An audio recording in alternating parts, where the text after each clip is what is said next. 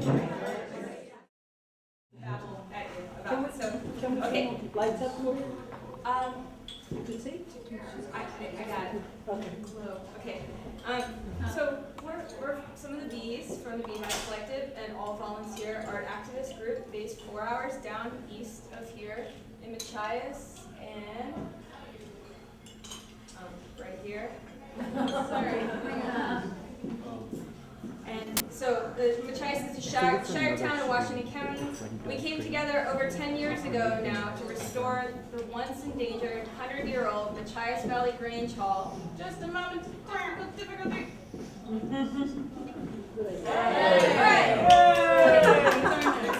Back, just one. Yeah, just humor. I got the wand here. All right. Here's this really cool thing. This is where we're based, and this is called Bad Little Falls, and it's the center of Machias. It's the heart of the downtown area, and this is our hive, the Machias Valley Grange, right in the center of the downtown. And so we're all about good news from Bad Little Falls. So we came together about 10 years ago to fix up this building, one of the many Grange halls in Maine that's endangered. And it's there's a really amazing history of the Granges as an outgrowth of the populist movement. Farmers Union Hall has a deep community legacy that now hosts a variety of free cultural events for all ages. We're a collective of artists, activists, educators, organizers, storytellers, and craftspeople from across the hemisphere who live and work together. We're best known for our collaborative creation of epic, black and white, impossibly detailed, and intricate graphics that use plants and animals to illustrate complicated stories of globalization, resource extraction, and community resiliency. Over the past 4 years, we've been working on a graphics campaign called The True Costs of Coal, which is looking at mountaintop removal coal mining in the southern Appalachian Mountains. And it's a case study to explore the power dynamics within the historic legacy of industrial scale extraction, specifically in the United States. We believe that the communities dealing firsthand with the everyday impacts of coal mining are the true experts of the issue, and that's like the theme that goes through all of our work and how we make it, is that we believe firsthand folks who are people who are best equipped to tell their stories. So a group of 9 of us traveled to the coal fields for 2 months in a listening project, talking to organizers and mountain grannies and students and biologists and all sorts of folks. Everyday Appalachians whose backyards are being blown up by mountaintop removal for coal, and also having their waters being poisoned by the coal process.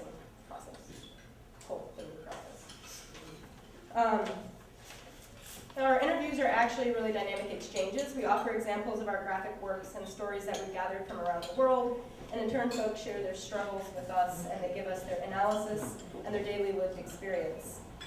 Then we work together to kind of weave all these stories together into a pattern and do group metaphor push-ups to distill these patterns into allegorical images that we use in the graphics. So yeah, that's designed by consensus, and that's about as hard as it sounds like it would be, which is especially true because we're telling stories that aren't our stories, and we're accountable to communities that we don't come from. And so what we end up doing is really grounding our work in the face-to-face relationships that we're building over time with those frontline communities that we work with. And this project, The True Costs of Coal, it was slated to be finished in 6 months, and it actually ended up taking us 3 years to complete. Mostly because we vastly underestimated how polarizing the issue of mountaintop removal could be in a region where coal has a 150-year legacy and an economic stranglehold on the region. So this is just a little bit about the process that we go through while we're making an illustration. For the first 2 years of this process, it was really a lot of back and forth between illustrators and storyboard artists and our audiences, just trying to figure out how to tell a really complex story and create a landscape that could hold it, a visual landscape. And we realized that we had to really look back through history to understand the patterns that led us to the present moment of this sort of massive environmental destruction. So we asked ourselves a lot of questions about how this devastation on this scale is possible. How did this come to be? How did the coal industry get this much power in this region that this sort of practice is allowed to happen? Whose land was this before the coal industry came to town? Where does the coal go after it's mined? What's it being used for fuel? Who's organizing to try to stop this stuff? And what tactics are they using? How does coal connect to climate change? Where do we fit into this story? So really big questions.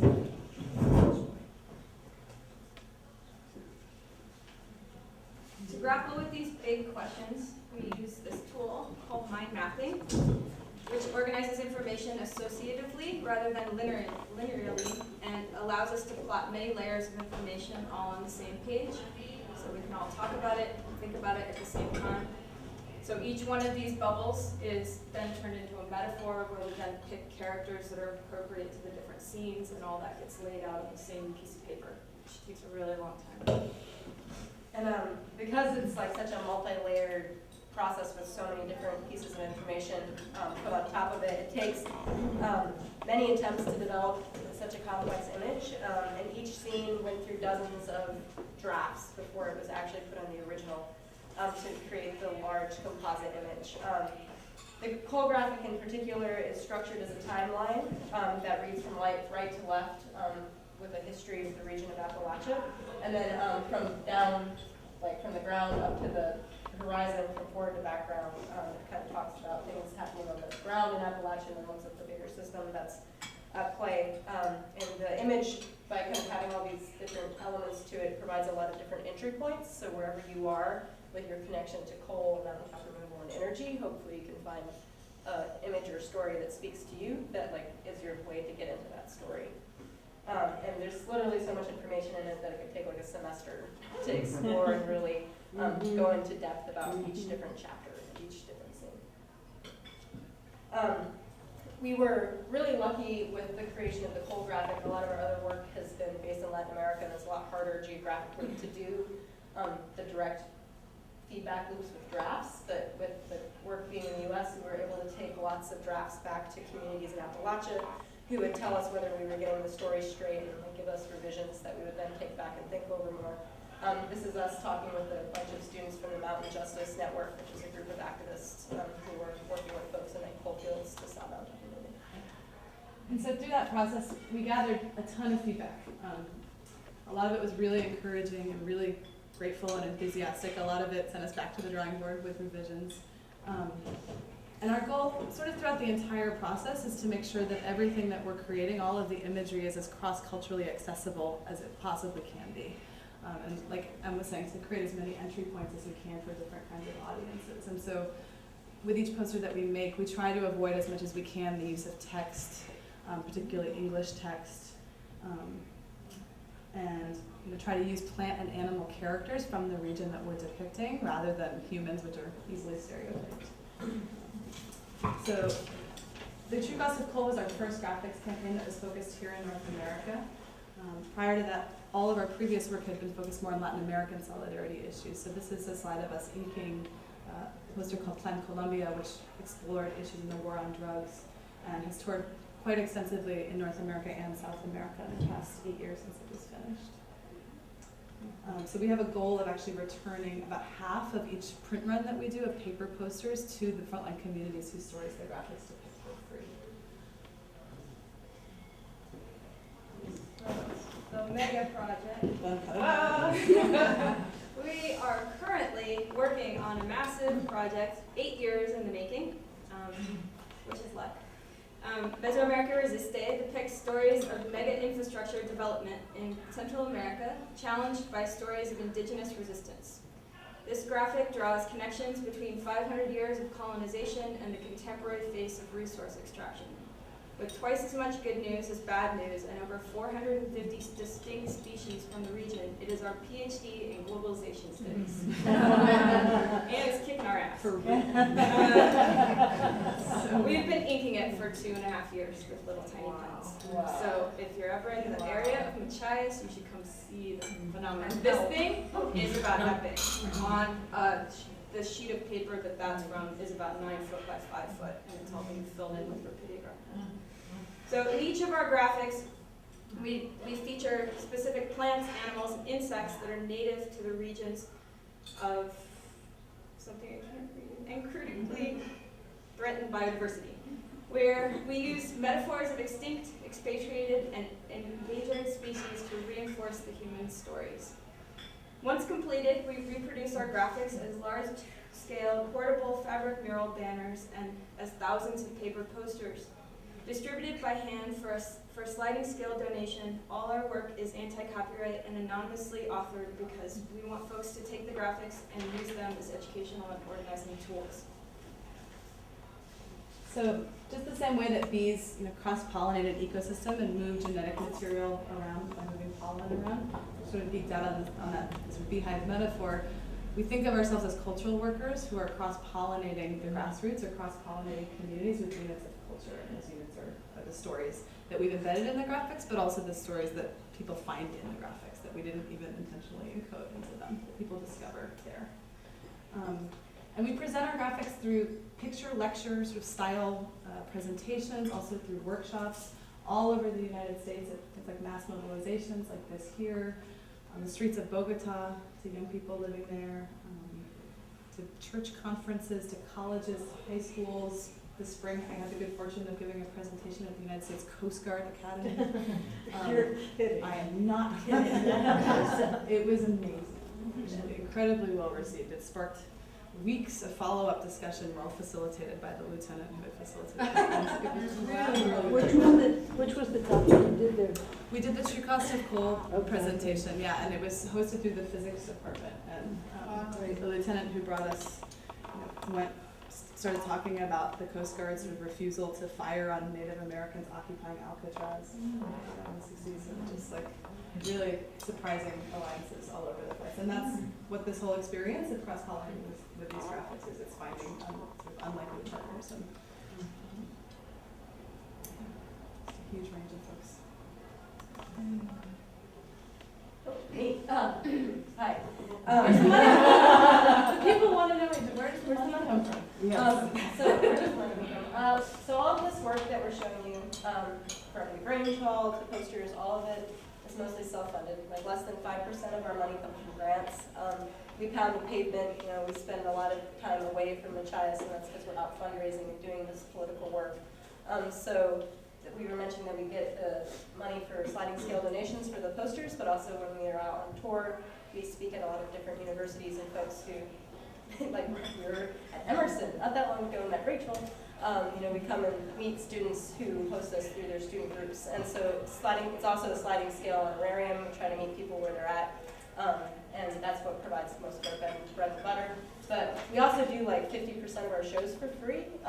We try, if we book a gig in Boston at Emerson University, we get paid. We'll also try to do like one in a local high school or community center as well, so that it's really try to be as accessible as possible. And we really get around. Like this past year was the biggest touring ever of the Beehive.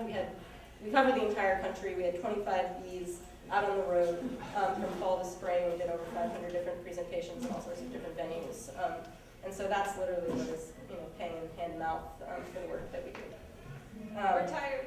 We're tired. A lot of times. We like to stay home. We want to stay home. But the posters, they're actually like living documents. I always tell people that the creative process isn't finished when we print them. That's actually more of the beginning, because that's when they start to take on a real life as documents and tools out in the world that people are reading into and telling their own stories and building their own analysis off of. So as the political climate continues to shift and the stories around the images also shift and change, which is one of the benefits of not writing it in text, is you can change the meaning of an image over time. So we really believe that art is a very powerful and central tool for change, and that cross-pollinating the grassroots can be a real way of making that change. And there's this really awesome metaphor about ants from Latin America, that change happens little by little, that revolution is poco a poco, little by little.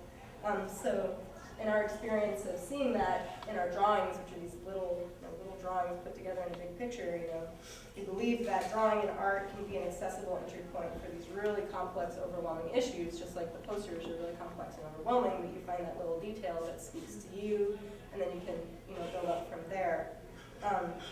So we hope that they can become accessible entry points to these overwhelming issues, and scenes to help us navigate through critical reflection about our world and ourselves and our communities together to create strategic action about how we create change. And that's how we kind of see a lot of our work built together, from the small work, like the small world work that we do in Machias, Maine, how it's connected to the big picture of the organization, is that we're all working through these issues and building analysis together, and that art can be a really powerful way to do that.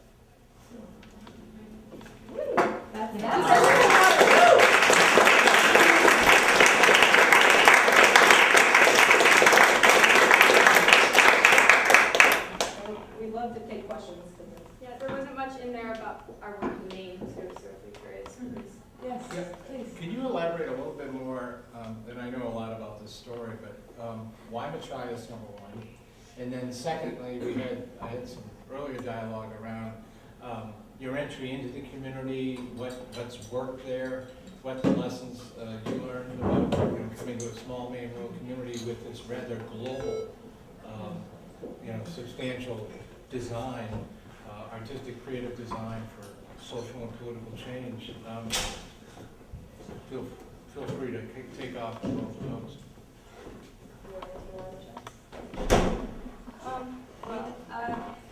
The Machias part is pretty straightforward, that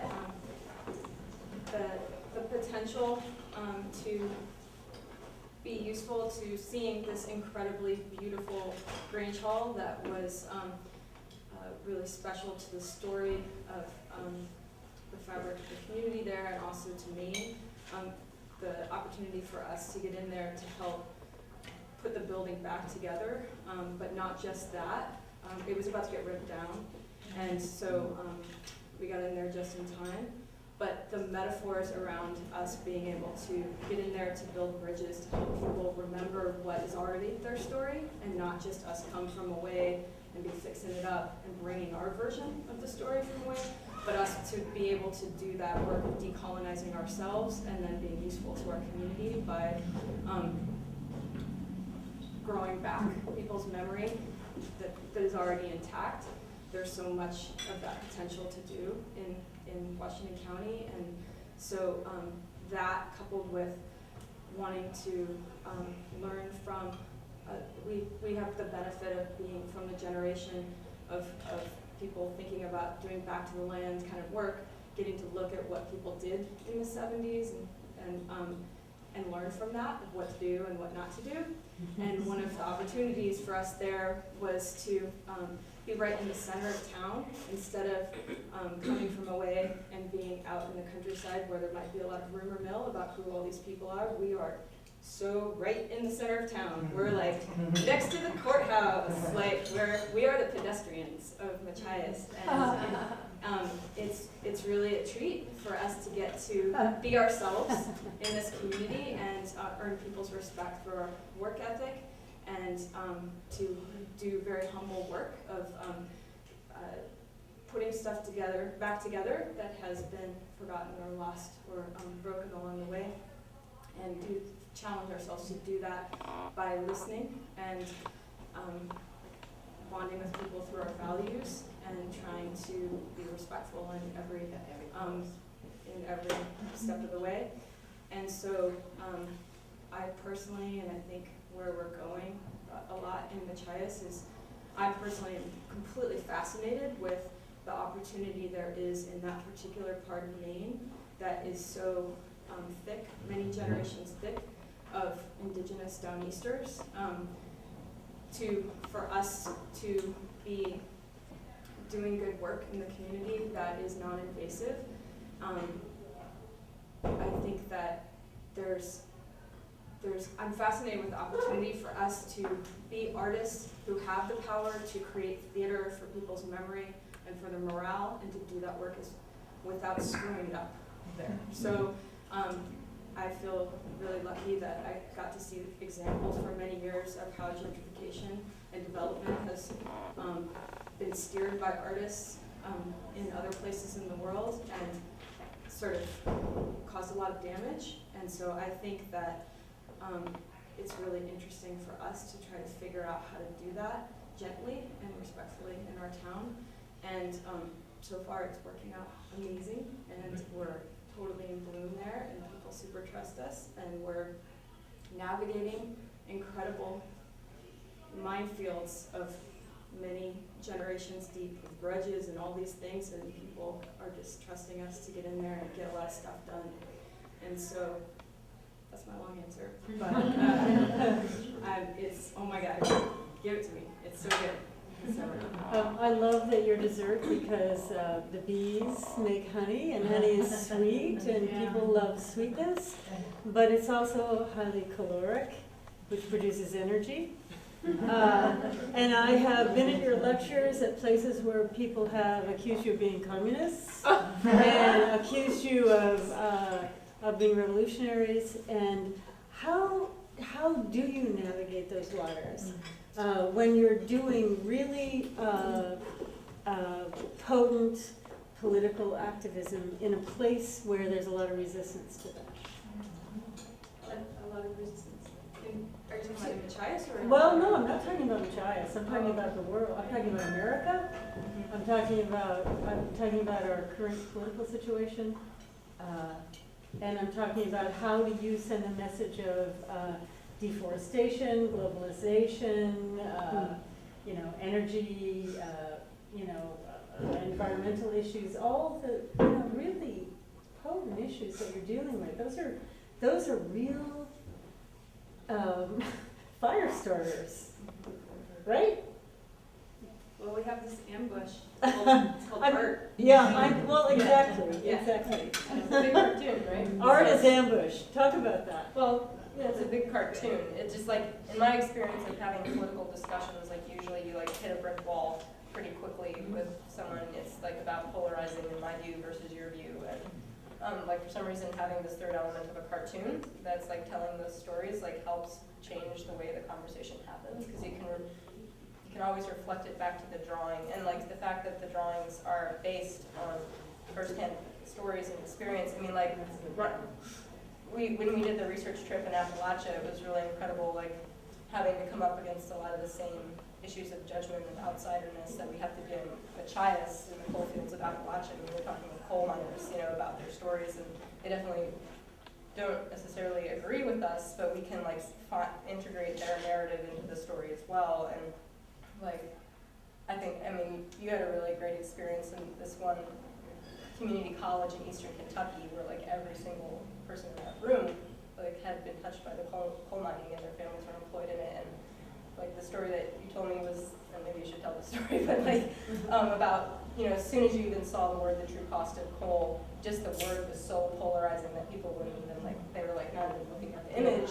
But then as they gave us a chance to like go through and talk it through, and we didn't necessarily change their perspective, but it was at least admitted that it was a complicated issue at the end. And I think that's like the reason of them being complicated cartoons, is that we're able to show that it's not just like a piece of satire, it's not a one answer solution, that it's a really complicated picture with all these different angles. And so when critique like that comes up, we can usually be like, I totally hear what you're saying, and look, we've got it drawn in here too, like we understand that dynamic. And so that's my experience with it. So the art is the mediator. A lot of times, it's a good absorber. It's as good as absorbing things.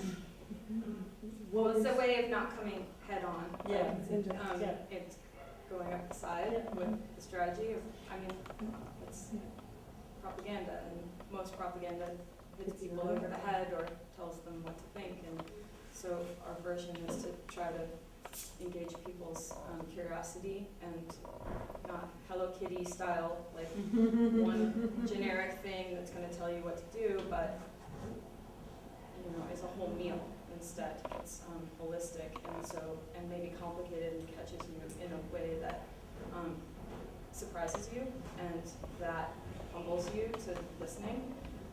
Also, I think part of it, them being incredibly complex, people are taken aback by that and think, wow, these people did their homework, right? And so They care a lot. they're and it's really fun for us to be able to go to public high schools and have the auditorium and talk about things that wouldn't necessarily ever get that podium. Do you ever feel in danger? I mean, you're taking on big corporate issues. But we're also, I just don't buy it that the value system that's embedded in our graphics is so far removed from where a lot of people are at. I mean, honestly, like, we're talking about things that are really fundamental about, like, people should be able to be participating in decisions about the things that happen to them in their Well, people lives. should, but right? corporations, are divorced from that. We're super able to meet people on sort of like a values level discussion and use stories to talk about the things that we have in common. I mean, even the film that you all were showing, talking about like the generations of people who've lived on a piece of land and the way that they've stewarded that land. Like there's so many folks that we meet who can relate to that, even if sort of the political outlook that they've been indoctrinated with is like polarized from where we're coming from. We actually, it's kind of the opposite, like our experience is kind of the opposite of what you just played out. Like we actually, like, there's so much audience for what we're doing that, and we're so spoiled that people roll out this red carpet for us everywhere we want to go, that we forget that what we're saying is that controversial. Completely revolutionary. Yeah, and because we're not interacting with audiences in a way that, and it's not because we're only preaching to the converted, we like super get out of the box, but we're having our style, because it's not polished, because it's not like a presentation where we're telling you what to think, and it's very interactive and honest. We just have really amazing conversations with people and bond about, ants and all sorts of things to geek about, and it's not, And we talk about our feelings, we talk about feeling overwhelmed and feeling really small, and we open up lots of cans of worms of how complicated things are, and we don't sort of let people off the hook and say, oh, it's complicated, let's just like go home and keep eating bonbons and like not think about it anymore. Like it's a call to action, but we leave a lot of space for being confused and not knowing where to take action. And it's like creating that space in the room with people to like be uncomfortable and question, and then like look at your neighbor and realize that your neighbor also isn't sure, and then like, I don't know, there's like energy to move forward from that experience in the room a lot of the time. Well, I was going to say that I feel like a lot of these practices are creating that space that allows people to sort of stop and reflect on the complexity of things, which is an opportunity that we aren't often afforded. Life moves too fast. We're given, sort of our political messages in black and white, short. So one tremendous value of these kinds of practices is creating that open space.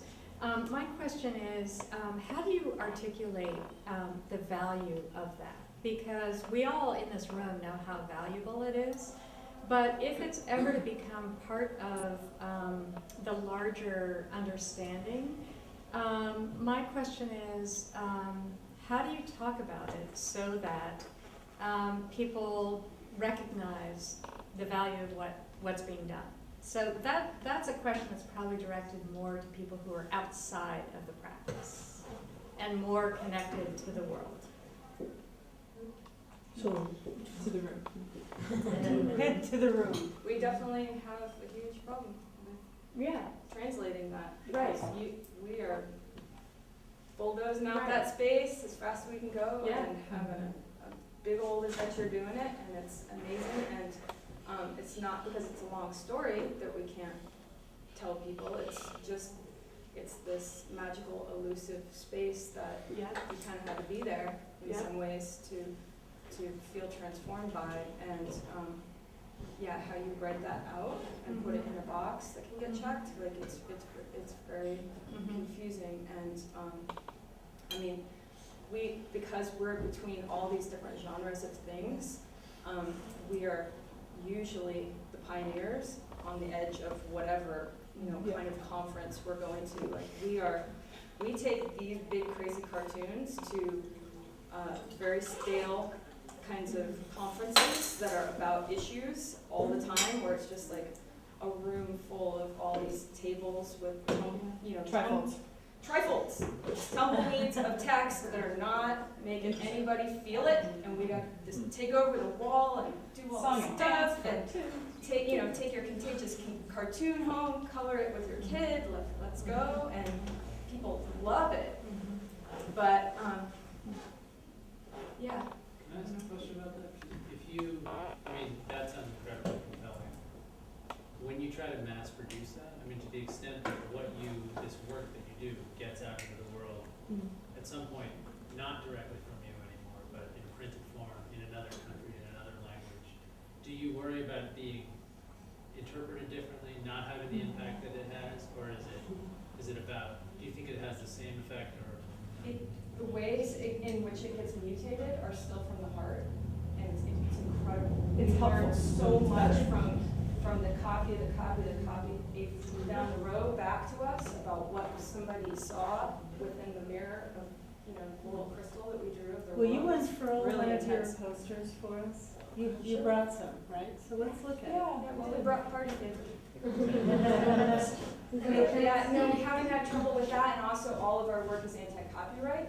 So the point for us, we were very inspired by Renee Templeton. We wrote that down in some of the resources, the booklet of some of the people we were inspired by. But there was this woman, Renee Templeton, who did black and white clip art in the 80s for a lot of Latin American solidarity movements. And her stuff was reproduced all over the place. And so that was an initial thing that we were interested in getting into, was creating more kinds of free, you know, open source clip art about what was going on in the world. And it's been amazing seeing how people, the places that it pops up and the ways that people are embracing it.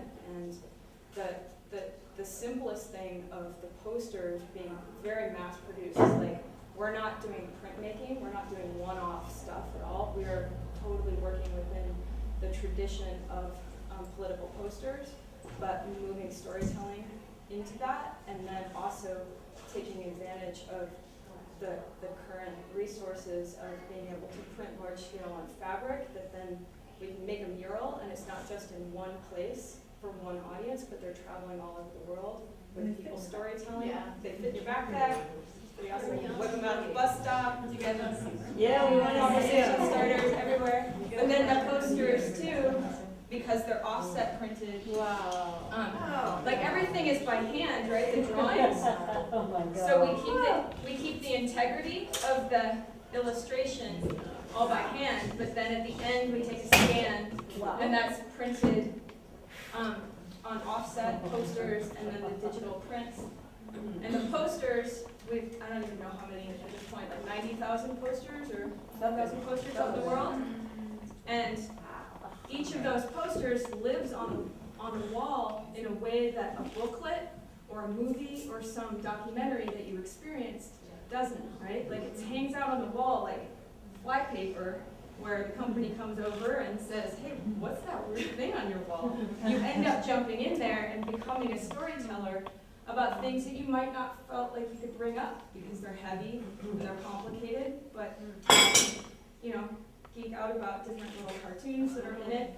And so that's what we mean by the ambush, is that it hangs out on the wall and it catches their attention and draws people into finding themselves as a storyteller and not feeling like they have to know all the facts to be able to speak their heart about something that they care about. I also just want to make sure you get a chance to answer your question, but also I think another part is like we spend a lot of time and energy in building human-to-human relationships. Like when we say 90,000 posters have been shipped throughout the world, like 70% of those have been given hand-to-hand. Like most people get our graphics because they've seen us at a presentation.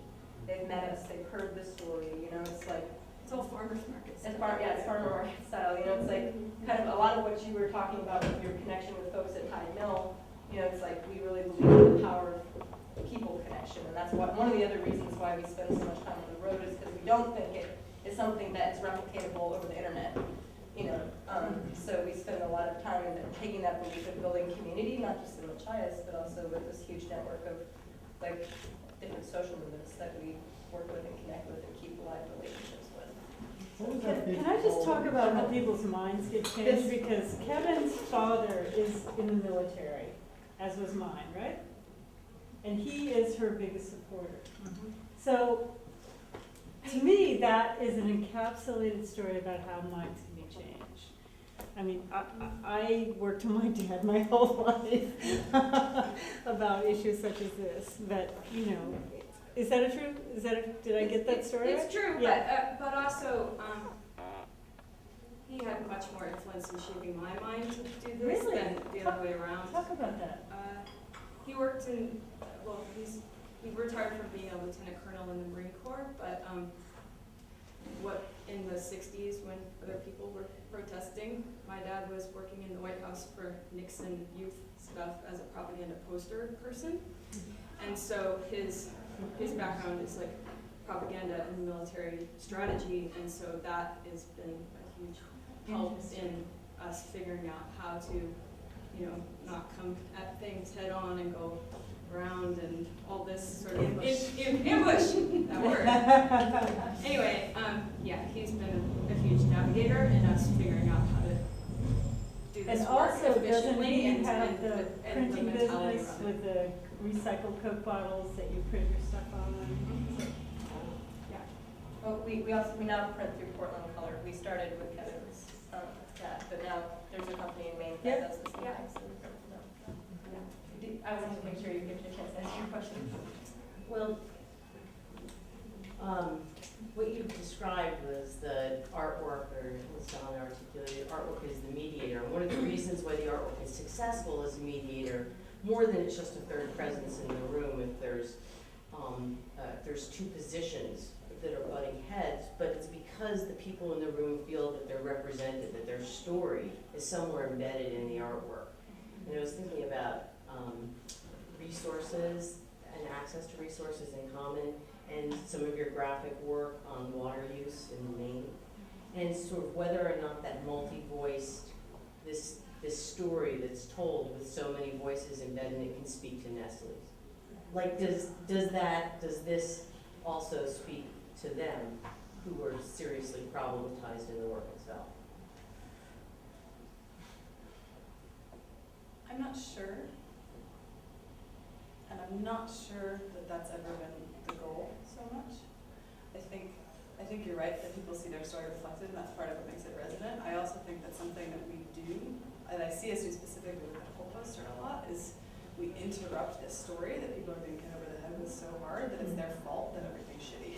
You know, that like, it's your fault because you didn't take a short in the shower, and like you bought the wrong thing, and like, whatever, the world's falling apart, and people feel guilty, and they're pointing fingers at each other, right? Like the cops and the kids and all of that stuff. And like, actually, there's much bigger forces at work, like the Nessies of the world, that need to have fingers pointed. They're often so invisible and hard to name, and so just the process of pulling together so many of those counter narratives from different angles and saying, like, we actually have way more in common with each other, and there's some folks over there that we really need specifically to call out and pay attention to. Like, in my experience, that's really been helpful. And I can say that for us, living here, and living in a rural area where access to aquifers and our water sources is really important, is that, and we've been talking about it, and when I was at the Common Ground Fair and stopped because I know Beatrice at the booth, and we got it, and I was just, it was very, it was supportive and it was emancipating to see the graphics. I didn't know that you'd done the graphics on that, and my husband and I were really excited that this had been voiced and that it had been done so artfully, because most people don't know that Nestle's is behind Poland Springs, and my next stop tonight is Poland, Maine. So I'm sort of, this is a real issue for us. Yeah. I think that brings up something about this gathering tonight and its purpose, in that we, and especially our people in Maine, especially Donna, did a lot of research in order to put this convening together. And, you know, at first we were thinking of a conference and, I don't know, lots of other ideas, but it seemed that, you know, there are socially engaged hybrid art practices going on in Maine, ones that are very strong, as we've seen tonight, and, you know, there are others as well. But I think that there's maybe a lack of knowledge about these things that are going on, and Artists in Context is in, I don't want to say necessarily in the business of, but our goal is to create connections among people who have similar goals, similar ideas, maybe certainly come at it from very different occupations and points of intersection with the issues. And so this convening tonight is kind of a start of trying to put people together from, Biddeford and Portland and Machias and Mount Desert Island and other things that are happening in Washington County. To see if we can sort of foster a kind of synergy around this kind of socially engaged practice. And the people who haven't spoken tonight, you're here, for a purpose. And each one of you know what that is because of what you do and what your viewpoint is about this kind of practice. And wondering if we can open up the conversation now a little more to talk about, as a main thing, this way of name, as a main thing, how we might all sort of think about sustaining, helping to develop this kind of work, and also to make it more of a connected force within the state and the region. And clearly some people, have already gone beyond the state and the region and they're working internationally. So I think that there are things that can follow back and be learned on the local and the regional level from that. But if we can just sort of talk a little more about our viewpoints about this work and what maybe we can do in the future to sustain it and develop it. I know that's a lot. I would also just add that I think it's important not to ignore critique either. Like we are all, very supportive and enthusiastic about these practices, but it's important to critique the practices too, and to understand, sort of where the missing pieces are that are not allowing us to attach to a larger infrastructure. So, in addition to talking about positive development, I think it's also good to talk about, what are the things that we see that can be improved or changed. Can we meet again? Well, Yes, of course. one answer that I would like to hear on a personal level and also on a professional level is how do you balance your enthusiasm toward your project, but the weight and the depression of knowing so much is going wrong and being so overwhelmed by how much needs to be done. How do you deal on a day-to-day basis with balancing your personal happiness and your political struggles? I found that incredibly challenging. Kenny? I kind of feel like it's the art form is kind of the shining light. As an artist, being in your studio or wherever you make your artwork, that's kind of the happy time. The creative process itself? Yeah, the creative process. And then if you can engage the community and they can see that creativity and feel that creativity, they're uplifted too. And so what I've heard a lot of tonight is there's no answer. There never really is a clear answer, but just the bringing together of people through art, through that creative process is just a very, very positive, uplifting experience for everyone. It gives everyone hope. And the more art we have, the more we engage with our community, the better chance we have of solving the problems, because we'll be engaging people, we'll be thinking about it, and who knows what's going to happen. Nancy?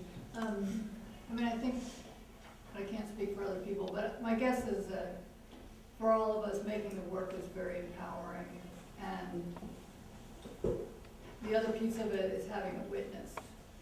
And that is the harder piece, I think, for a lot of us, is how do you have the work witnessed? How do you get it out there so that you have that dialogue? And some people have better systems than others. Some people's work is already set up that way. But I think I agree that the making of the work is fantastic. That for me, if I didn't take pleasure in it, I wouldn't do it, but it's not the total end. Then you want people to be able to see the work. And I think, this evening, I didn't really have a vision of what it was gonna be, but it's been really great to get to witness everyone's work and to, I could see taking this show on tour. You know? I mean, having this kind of evening in a lot of places would be, I think, fantastic, at universities, at colleges, at high schools, at you know, Rotary clubs, you know. But I think it's been a great format, you know, and you could do it without, you know, it wouldn't have to be as fine dining experience, although that's been great, but I mean, I think you could do it. Could be local. You could do it with pizza. Brown bags. You know, I think that artists have been having these conversations in their homes and around their dinner tables for a long time. And I think it's really essential that we bring that conversation out to the larger community. Yeah. And I think that's how we're gonna change things. Yeah. I know tons of artists in general, take an issue and they look at it from every possible side. They twirl it around in a multifaceted way and really look at it without any preconceived notion of any posturing toward that. And I think that's why they come up with really creative solutions to problems. And I think it's time that we shared that and open the conversation. I think this is a real beginning, maybe not the first step in that, but a step in sharing our ideas with the larger community. And I think that's absolutely the way of the future. So, yeah, let's take the show on the road. You need any touring tips, we can come down. Hey, you guys have been on tour. Like, First of all, Donna, congratulations on a wonderful evening. I think everybody deserves a round of applause and put this Yeah, evening everybody together.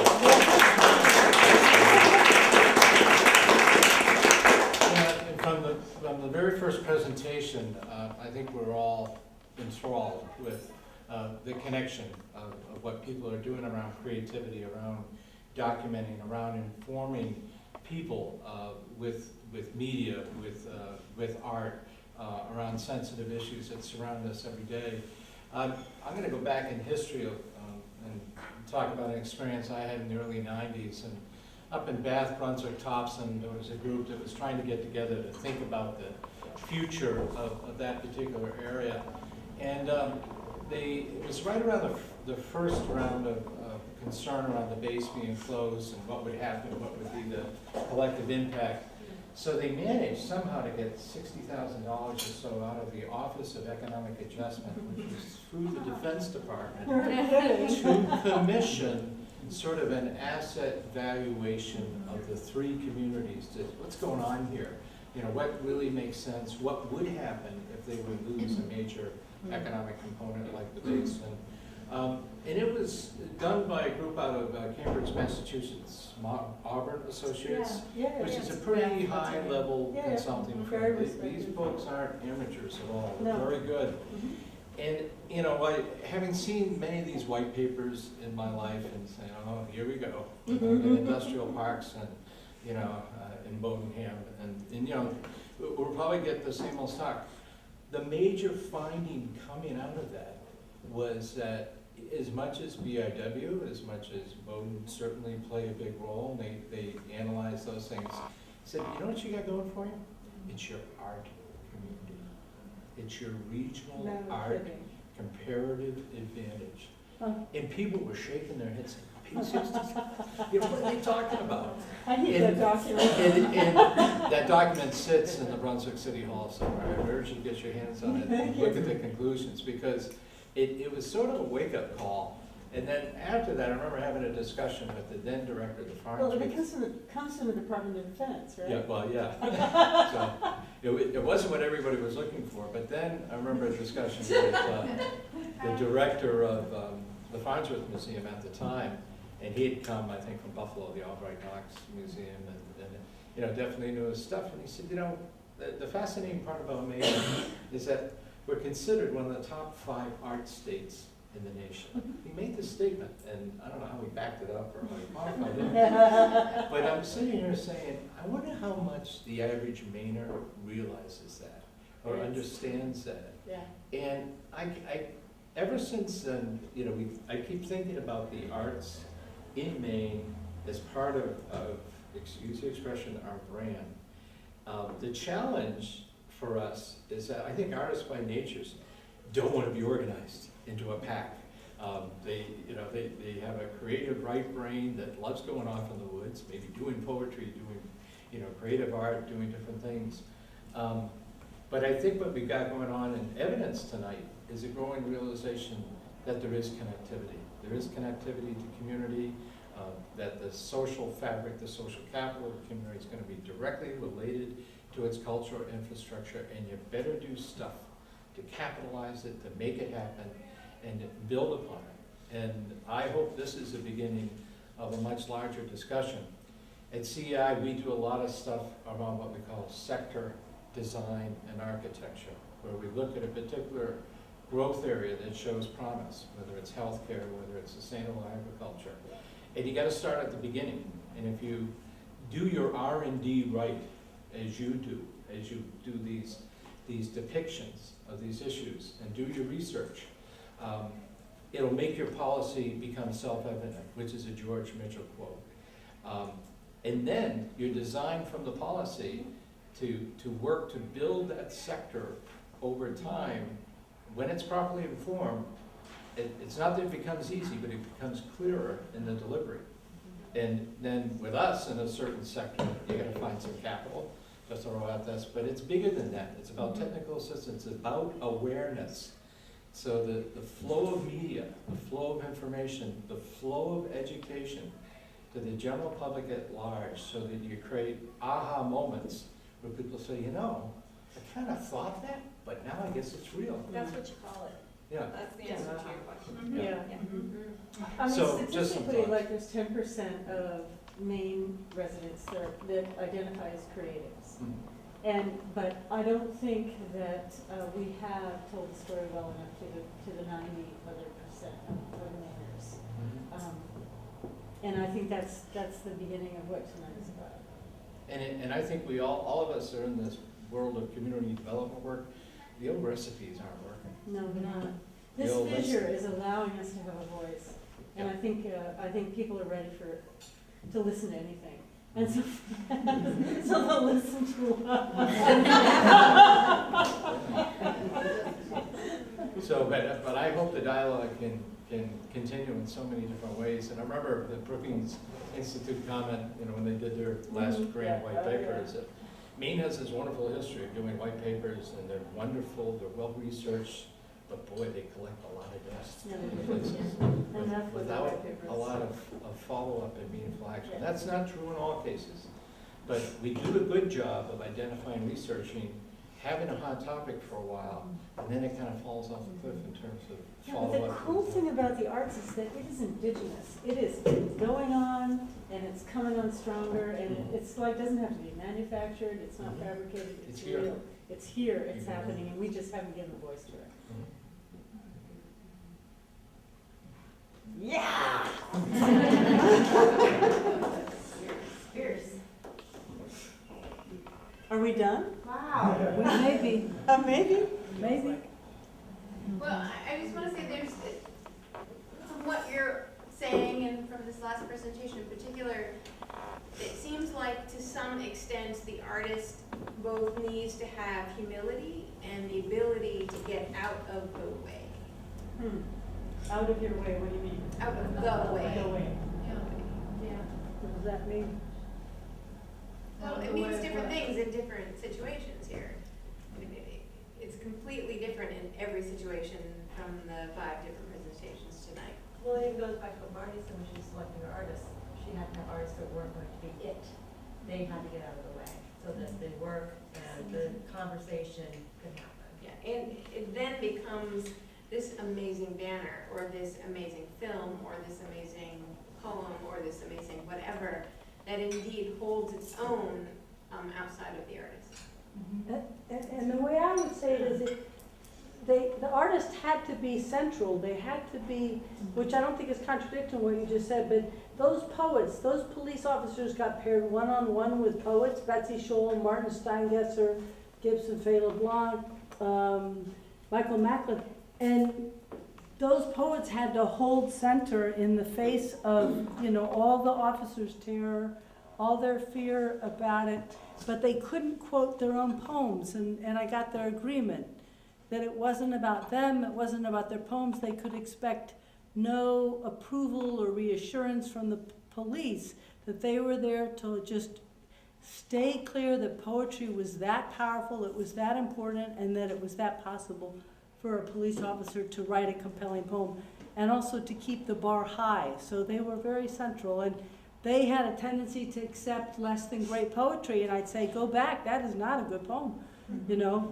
And the chief of police said, I'm done. And somebody, you know, said to him, what are you done with? They go, I wrote the poem last night. They said, has Marty seen it? They go, no. He goes, oh, you are so not done. I think I'd like Tammy Ackerman to talk about the revolution that's happening in Biddeford, Maine, where artists decided to run for political office. So they got so frustrated with the backward, retrenchant, old thinking ways in Biddeford that now Tammy's running for city council, Christopher Benjamin. The artists are going to take over there, and that's one thing about, you know, putting your time where your mouth is. So Tammy, what's going on in Biddeford? Well, I want to invite everybody down to present in Biddeford. It's really wonderful. I think the community can really benefit from every presentation here. The art at work thing is so cool. I mean, I don't know what the morale is like in our police department. I'm sure I'm going to find out soon if I'm elected. If not, I still will. But I've been able to craft relationships with a lot of those key people in the community, the police chief, public works department, city hall. My one barrier is the mayor, who looks at people like us. And I'm not a practicing artist, I'm more of an advocate. I'm a graphic designer by trade, but I've become this sort of community developer figure because I'm not afraid to get in there and talk to people. But she is my nemesis and has put up this wall that I don't know how to get around. And just today at a community event, I had a face-to-face interaction with her that turned rather ugly because I kept touching her shoulder and saying, I'm not your enemy. You know, if in a different situation, you and I would like each other. But she put up this wall because I present a threat. Because I don't know, I'm from away, or I have an artistic sensibility, or I have friends that dress differently, whatever it might be.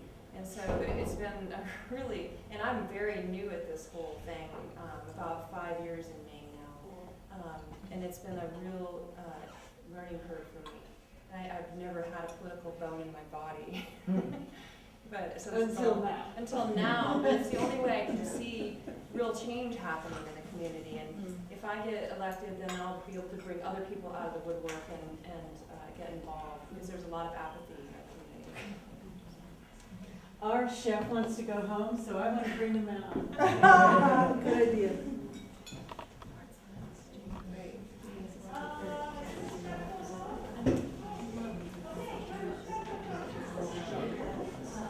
Tammy, is that Joanne?